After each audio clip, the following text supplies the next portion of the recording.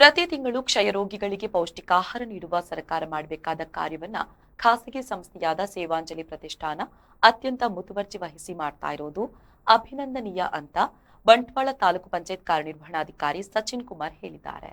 ಕೇಂದ್ರ ಸರ್ಕಾರದ ನಿಕ್ಷಯ್ ಮಿತ್ರ ಯೋಜನೆಯಡಿ ಫರಂಗಿಪೇಟೆಯ ಸೇವಾಂಜಲಿ ಪ್ರತಿಷ್ಠಾನದ ಆಶ್ರಯದಲ್ಲಿ ನಡೆದ ಕ್ಷಯರೋಗಿಗಳಿಗೆ ಆಹಾರ, ದವಸ ಧಾನ್ಯ ವಿತರಣಾ ಕಾರ್ಯಕ್ರಮದಲ್ಲಿ ಭಾಗವಹಿಸಿ ಅವರು ಮಾತನಾಡಿದರು. ಹಲವಾರು ಸಮಾಜಮುಖಿ ಕಾರ್ಯಗಳನ್ನು ನಡೆಸುತ್ತಿರುವ ಸೇವಾಂಜಲಿ ಪ್ರತಿಷ್ಠಾನ ಪ್ರಧಾನಿಯವರ ಕ್ಷಯಮುಕ್ತ ಭಾರತ ಅಭಿಯಾನಕ್ಕೆ ಅಳಿಲ ಸೇವೆಯನ್ನು ನೀಡುತ್ತಿದೆ. ಕ್ಷಯರೋಗಿಗಳು ಔಷಧಿಯ ಜೊತೆಗೆ ಪೌಷ್ಟಿಕಾಂಶದ ಆಹಾರವನ್ನು ಸೇವಿಸಿ ಕ್ಷಯಮುಕ್ತ ಸಮಾಜ ನಿರ್ಮಾಣ ಕಾರ್ಯದಲ್ಲಿ ಕೈಜೋಡಿಸುವಂತೆ ವಿನಂತಿಸಿದರು.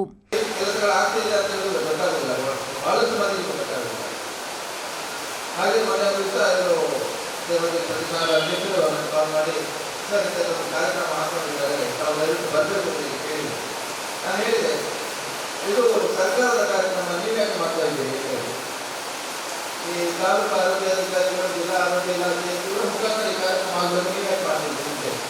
ಇಲ್ಲ, ಅವರು ಸಾರ್ವಜನಿಕರಿಗೆ ಮಾಡ್ತಾ ಇದ್ದಾರೆ ಅಂತ ಹೇಳಿದರು. ನಾನು ಹೇಳಿದೆ, ಸೇವಾಂಜಲಿ ಆರೋಗ್ಯ ಕೇಂದ್ರದ ವೈದ್ಯಾಧಿಕಾರಿ ಡಾಕ್ಟರ್ ಚೇತನ್ ಆರೋಗ್ಯ ಮಾಹಿತಿ ನೀಡಿ, ಕೆಮ್ಮು ಮೊದಲಾದ ಕ್ಷಯರೋಗದ ಲಕ್ಷಣಗಳು ಕಂಡುಬಂದಾಗ ಸಕಾಲದಲ್ಲಿ ವೈದ್ಯರಿಂದ ತಪಾಸಣೆ ನಡೆಸಿ ಔಷಧೋಪಚಾರ ಮಾಡಿದಾಗ ರೋಗ ನಿರ್ಮೂಲನೆ ಮಾಡಲು ಸಾಧ್ಯವಿದೆ ಎಂದರು. ಅದರಲ್ಲಿ ಸುಮಾರು ಪೇಷಂಟ್ಗಳದ್ದು ಫೈಂಡಿಂಗ್ಸ್ ಎಲ್ಲ ಇದ್ದವು. ಅದು 15-20ರಂದೇ ಜನಗಳು ಕೆಲವರು ರಿಪೋರ್ಟ್ಗಳನ್ನು ಕೊಟ್ಟಿದ್ದಾರೆ, ಕೆಲವು ರಿಪೋರ್ಟ್ಗಳನ್ನು ಬರಲಿಕ್ಕೆ ಬಾಕಿ ಇದೆ. ಕ್ಯಾವಿಟಿ ಸರ್ಟಿಫಿಕೇಟ್, ಎಕ್ಸ್ರೇನಲ್ಲಿ ಸಣ್ಣ ಉದ್ಯಮಿ ಭುವನೇಶ್ ಪಚ್ಚಿನಡ್ಕ ಮುಖ್ಯ ಅತಿಥಿಯಾಗಿ ಭಾಗವಹಿಸಿ ಶುಭ ಹಾರೈಸಿದರು. ಸೇವಾಂಜಲಿ ಪ್ರತಿಷ್ಠಾನದ ಆಡಳಿತ ಟ್ರಸ್ಟಿ ಕೃಷ್ಣಕುಮಾರ್ ಪೂಂಜಾ ಪ್ರಾಸ್ತಾವಿಕವಾಗಿ ಮಾತನಾಡಿ, ಕ್ಷಯಮುಕ್ತ ಭಾರತ ನಿರ್ಮಾಣ ಮಾಡುವ ಪ್ರಧಾನಿಯವರ ಆಶಯಕ್ಕೆ ಪೂರಕವಾಗಿ ಸೇವಾಂಜಲಿ ಪ್ರತಿಷ್ಠಾನ 45 ತಿಂಗಳಿನಿಂದ ನಿರಂತರವಾಗಿ ಈ ಕಾರ್ಯಕ್ರಮ ನಡೆಸಿಕೊಂಡು ಬರುತ್ತಿದೆ. ಈವರೆಗೆ 230 ಮಂದಿಗೆ ಒಟ್ಟು 15 ಲಕ್ಷ ರೂಪಾಯಿ ಖರ್ಚು ಮಾಡಿದೆ ಎಂದರು.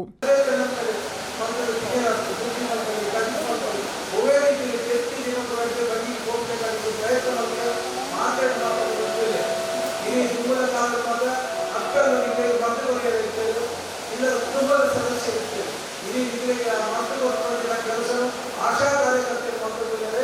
ಈ ಸಂದರ್ಭದಲ್ಲಿ ಆಗುವಂತಹ ಕೆಲಸವು ಯಾರು ಕರೆತಕ್ಕಾದ್ರು ಆಗುವಂತಹ ಅಕ್ಕನ ಕೆಲಸವು ನೀವು ದೇವತೆಯ ಪಡೆ ನೀವು ಅದರಿಗೆ ಸಹಕಾರ ಪಡೆದಕ್ಕೆ ಆ ಆಶಾ ಕಾರ್ಯಕರ್ತರಿಗೆ ಯಾರು ಮಾಧ್ಯಮ ಪರವಾಗಿ ಹೃತ್ಪೂರ್ವಕವಾದ ಧನ್ಯವಾದ ಸಮರ್ಪಣೆ. ಸೇವಾಂಜಲಿಯ ಟ್ರಸ್ಟಿ ದೇವದಾಸ್ ಶೆಟ್ಟಿ ಕೊಡ್ಮಾನ್ ಕಾರ್ಯಕ್ರಮ ನಿರೂಪಿಸಿದರು.